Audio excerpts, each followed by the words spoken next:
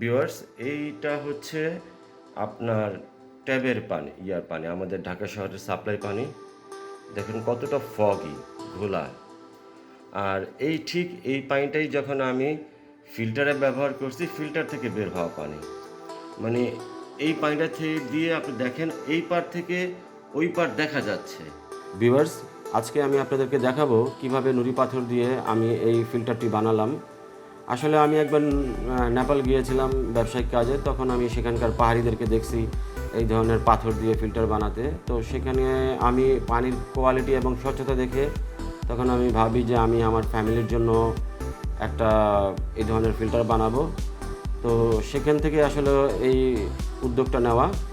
তো চলুন আমরা ফিল্টারটা বানাই।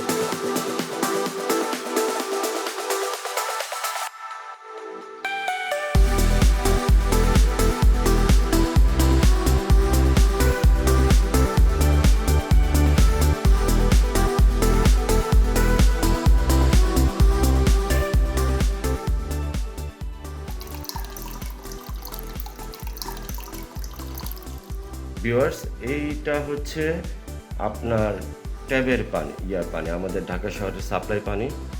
দেখেন কতটা ফগি, ঘোলা। আর ঠিক এই পানিটাই যখন আমি ফিল্টারে ব্যবহার করছি, ফিল্টার থেকে বের হওয়া পানি। আর এটা দেখেন একদম ঘোলা, দুটোটাই কিন্তু কাচের গ্লাস। আপনি নিজের চোখে পার্থক্য বুঝতে পারতেছেন যে কত পরিমাণ ফিল্টারাইজড হয়েছে এই আমাদের ওয়াশার পানিটা। একটা পানিটা ঘোলা আর একটা পানি পরিষ্কার। ভিডিওটা যদি আপনাদের ভালো লেগে থাকে তাহলে অবশ্যই লাইক দেবেন, শেয়ার করবেন, আরও ভিডিও দেখার জন্য সাবস্ক্রাইব করবেন।